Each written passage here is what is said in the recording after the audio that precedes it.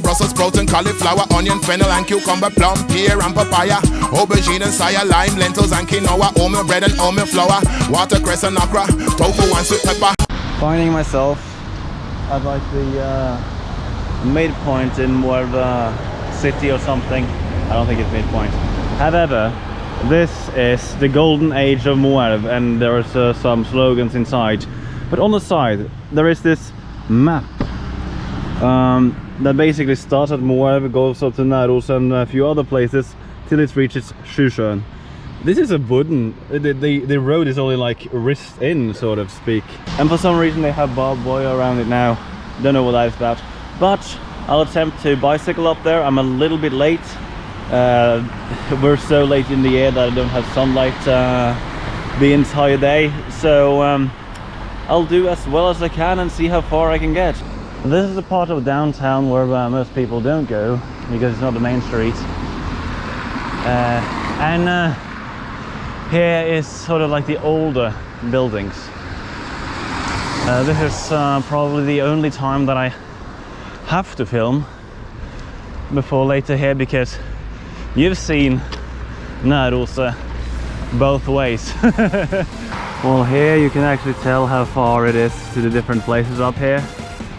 That's a easy notification of like how far it's going to be.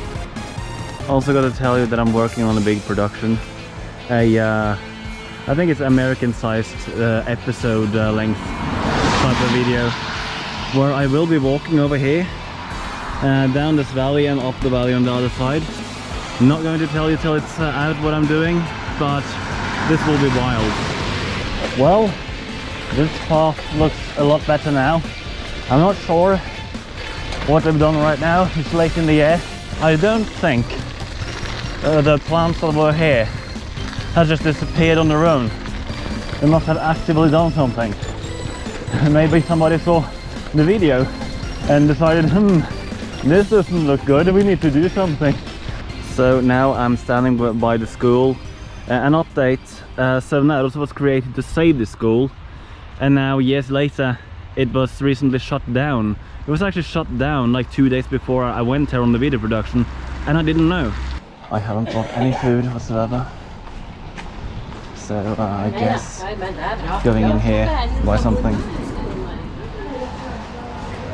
After some Cinnabons and pears and some soy milk later that I bought, there's a couple of things I need to clarify. So when I said that they based the name off of effing Åsmarka, I didn't know that it had an international release under the name Show Me Love, a little more innocent title.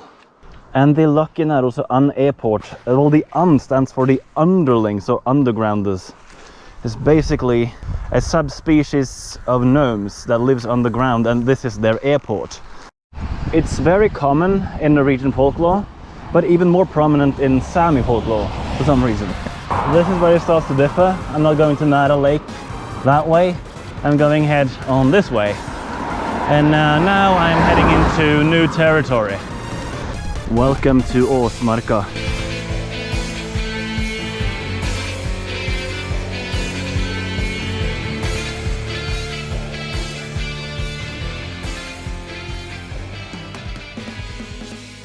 People could easily get forgiven for thinking that this is a chapel, but no, this is actually Åsmarka church. The entire cemetery is around here. It's round in its form. It's not the first time I see an octagonal church, but this one is still really interesting. And my deepest apologies. I didn't see this gravestone and I stepped on it. So sorry. This is the memorial of soldiers who died here, and this was actually the place where British and German soldiers fought each other for the first time in the Second World War.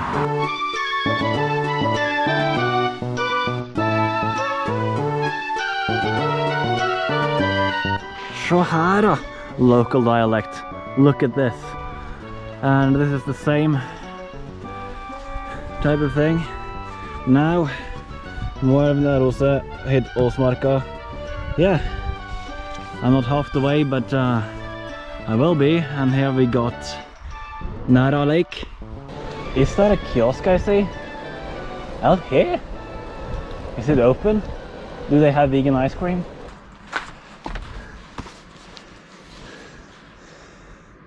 Ah, it opens in 1.5 hours. Too bad. On the way down maybe. And paved! Yay! They haven't done such a good job as Næroset has, but it's asphalt. As expected, it didn't go that far. I don't know where this leads, it looks like just regular houses. Okay, on the road again. Hey! How didn't I see this? There's a footpath up there. Oh well.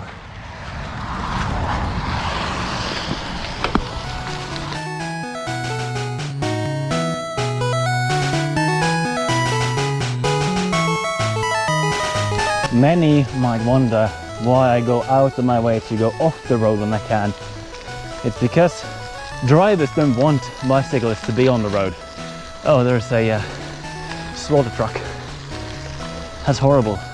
If there was like an easy platform to confront the people working in the industry, then I can really start a very productive debate, I think.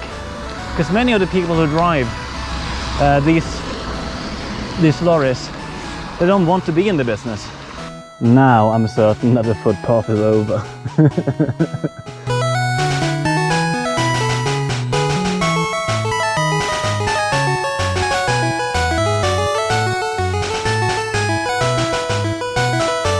Hunting ongoing. Yeah, like I care! If my goal is to scare the moose away, it's really easy here. Like, listen to this. Wow! Whoop! Whoop! Whoop! Absolutely amazing! Okay, so Brøttum is that direction, meaning I'm not like far distantly away from Lillehammer. One more of those, but inconveniently placed. I'm not sure if that one even has the map. Well, it turns out it has. I think this is where they produce the cabins up here. I'm not sure. Now I'm starting to feel that the air gets really thin, which is to expected. I'm heading up the mountain. This is very Norwegian mountains. So in 1 second like this, we're in the forest. Then there is a ranch, and then there's a bunch of family houses. Then there's forest, and then there's a ranch, and then there's family houses. So it just keeps going like that. The slogan for this route that I'm taking is "Liv her," life here, but it can also means live here. I wouldn't live here. Ironically, the animals staying in there is probably going to be killed soon anyways. Yeah, so much for life. It's a genius thing many do, is to put gloves on this pole like this. But I can't help but just looking at... It is the middle finger. Can I... Can I make this happen? Almost. No, I can't do it. Oh yeah, that's good enough. A lot more cabins up here on the mountain over there. And there is down there, it's like, there's sometimes it's like, why is it so much down when it didn't say so on Google? Oh, technology. Why?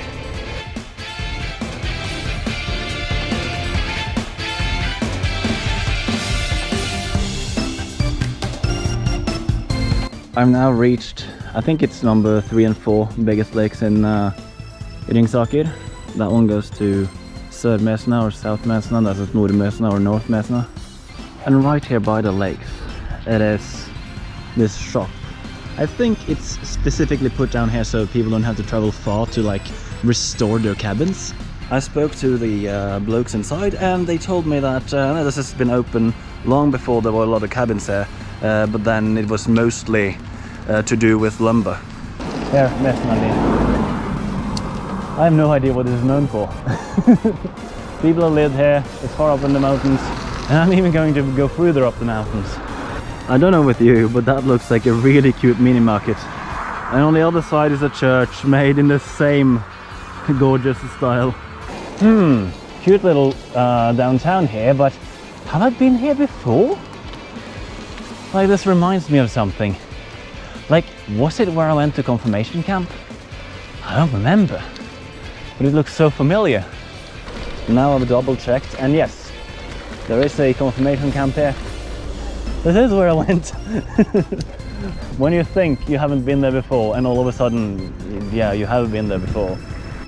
First now, when I read the sign up there where it says Gullåra, it's like, double meaning. Not only the golden years, but also the golden vein. How didn't I get this correctly? Oh gosh. This fancy little park here, and one of those stands. And I can cross off a few more here. There's also Åsmarka, Lismark. Didn't see that on the sign. Mesnali, that's where I'm now. And this is the motive on this one. I think I skipped the one at Næroset. The skier that I crossed a few times there. I talked to him now. He has gone from Brumunddal actually, which is great distance actually. The worst bit is the last, he said. This is interesting. This little community in the middle of nowhere. They got the Montebello Center. Nice building, is it? It's actually really nice. And on the way out of this village, an antique shop. 10% down. No kidding. So apparently it isn't only Næroset that has made a footpath. Oh, this is a bicycle and footpath. Up here, up the mountains. And this is even steeper than the road. No! This, I walked most of this because it's so steep. And that's my friend. Now it's not so steep anymore. But this truly was a challenge. Hitting some kind of border over there. It says that Sjusjön is about 700 meters. Well, this is hard. It's truly hard. It's so heavy. I go away from the main road a little. I don't know for how much.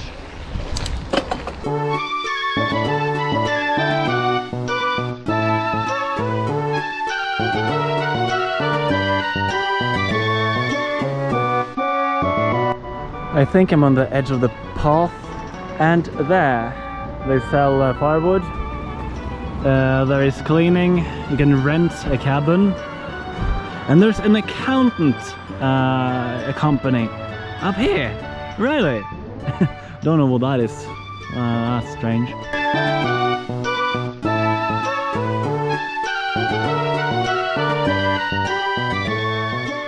I had to turn in because a random dam appeared.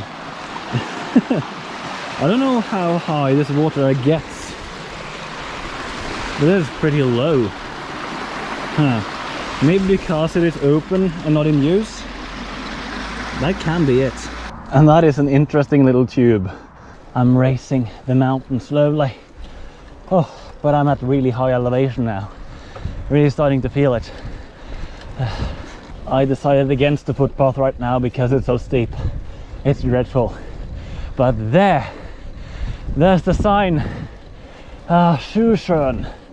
Finally. Downtown is still a few hundred meters, I think. It's so heavy. This is a kind of view. So beautiful, I can see so far. I think this is what Sjusjön is famous for.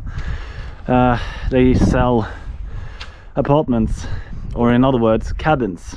They look like houses owned by really rich people, but they're still called cabins. I decided to walk a little because it's dreadful bicycling. But I can see cabins all over the place. This is a huge cultural Norwegian thing, and I'll say a little bit more about it when I reach the top. Now I reached the top. Welcome to Sjusjön, it says. There's a lot of other things to show, and look at this. Some people live here permanently. Some grew up here before it started being like this cabin haven, as it's become the last few years. And I'm going to swear in the church here for one little moment, and I don't care if people is going to hear me. This cabin culture is an environmental disaster. the type of fauna that is affected by this is immense. However, this is a lesser of two evils, because here you have people living in this community sort of and have their cabins here. It's actually worse to have a cabin isolated somewhere in the forest, but this is still an issue. A question is like, who is to blame for this? And there is no clear-cut answer for this. Like, who is buying the cabins? Is it only like rich people?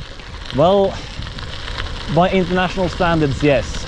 It is basically the Norwegian snobs and to the Norwegian middle class that is buying cabins. And this was so popularized, and it has been extremely industrialized. So yeah, it is a huge issue, and it doesn't get addressed enough. Like, a lot of people would like to own their own cabins, despite it's so environmentally damaging. And like, I wonder if I like criticized anyone here for like buying a new cabin, because like in the olden days it was basically a cabin running down from family to family, but now the intervention in nature has basically created this issue. And it's even more of a problem if you do it in places where there's a lot of reindeer, like wild reindeer.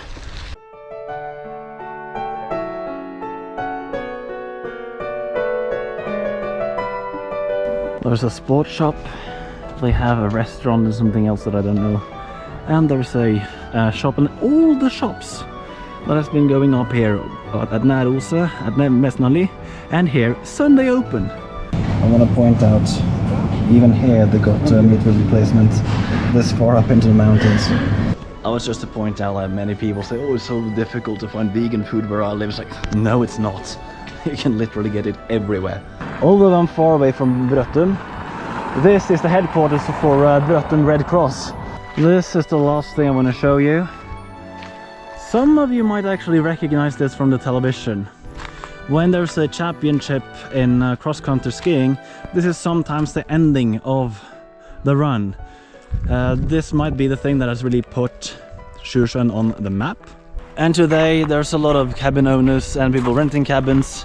Don't quote me on this, but I think that maybe between 80 to 90% of the people here actually comes from Oslo. I don't know what more to show you here. All I know is that I got 3 hours to get down to Moelv before the sun goes down. One thing is that I forgot to bring a reflecting vest with me, but I accidentally put all black clothing on me.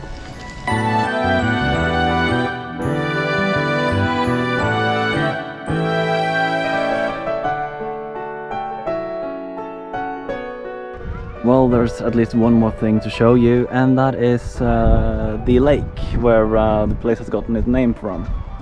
At least I can spend some 15 minutes eating before going down. I'm not that slow at bicycling. This was way worse than I thought, because I haven't been here before, but it's absolutely packed with cabins.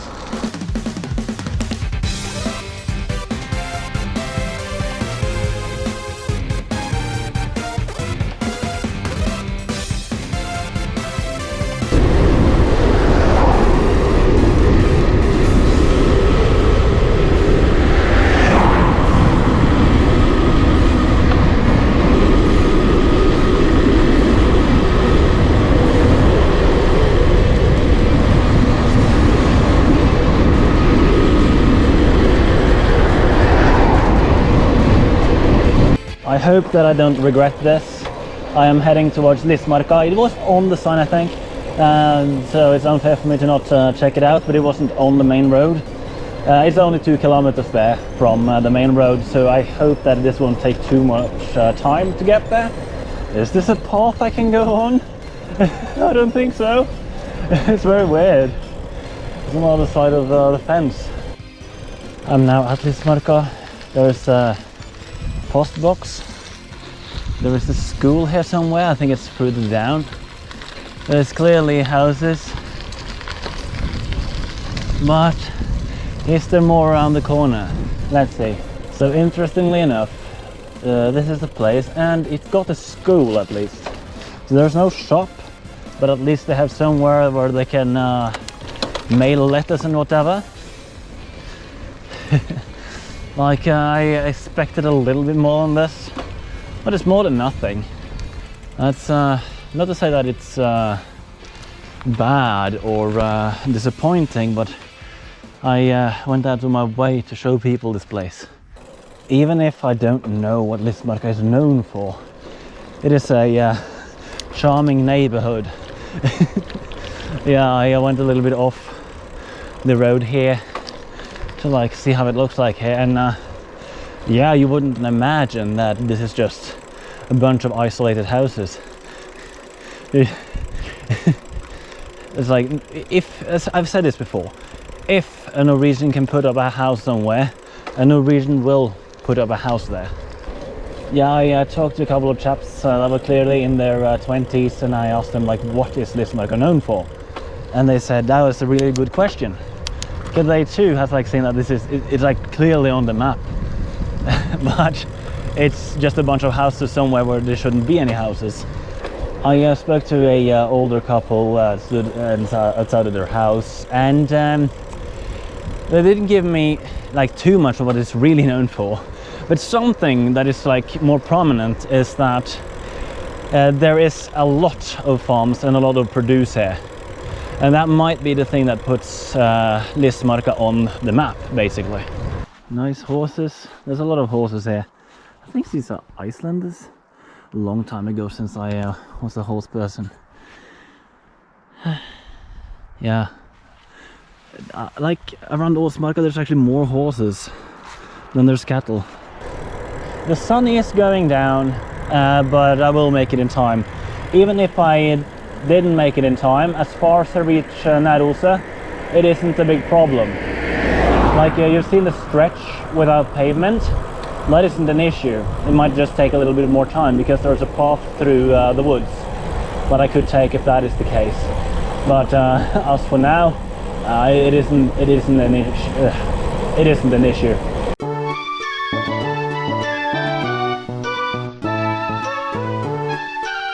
Well, now let me see how this path actually went through. Does it just look like it went into the apartments here? Let me see. Okay. Oh yeah, that's where I went down. Okay. Stupid little mistake there. Now, is the kiosk open? It had like short opening hours. Might be. Is there a lock on? Lock is open. Hey.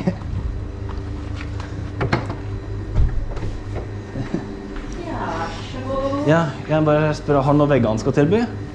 Hva du sa nå? Har du noe vegansk å tilby? Vegansk? Ja. Vi har vegetarian. Så det er pizza bare med grønnsaker. Du har ikke noe is som er vegansk da? Vær så god. Det skal det.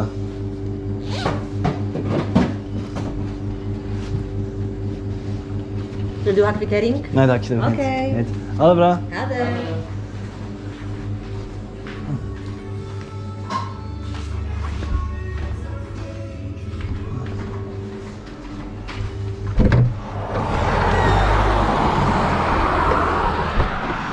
My gosh, that was way more fancy than I imagined.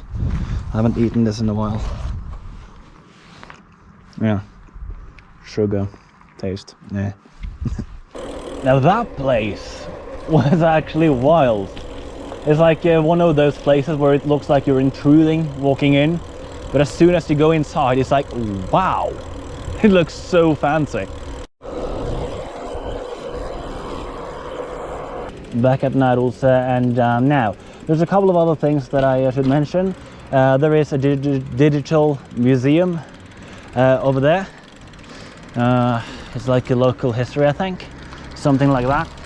And the other thing is, I didn't know if I had the time, so I waited with this on the way down. They told me I should show my views the park, which is supposedly really beautiful, and I showed them one park, but this is a different park, two parks right next to each other.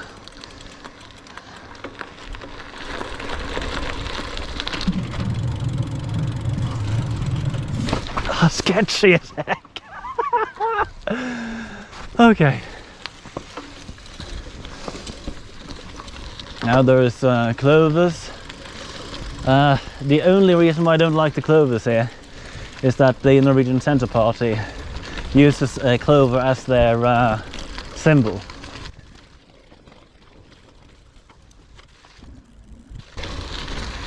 Okay, now I've shown you the park. Let me show you the dock as well. Why not? Okay, so this is the dock. Well, now enough tinkering about. 45 minutes to the dusk. I got to get down to Moelv before then. This is serious. Well, the sun is still up. Situation now is I could go to the left here, and then I could take the path through the forest. Thus the cost won't be an issue. But the sun is still up. It might go down behind those mountains before I'm down, but it won't be dark. I'm opting for going down here, and hopefully it won't get dark. I got a spotlight from the front, but cars from behind, they get blinded. I don't think that it's a huge issue, but it's something that you start thinking about. The sun's still up, and pavement. Ah. That's such a good feeling. The sun's just right over the horizon. I see it going down over the mountains there. I was so on edge. Before I went up there, I didn't really know what the thing with Gullåra was, but it's actually a cooperation between some villages in Northern Ringsaker and also places that has like some historical meaning. Åsmarka was a little but the rest of them actually had some history behind them. But that's it for me, and see you next time.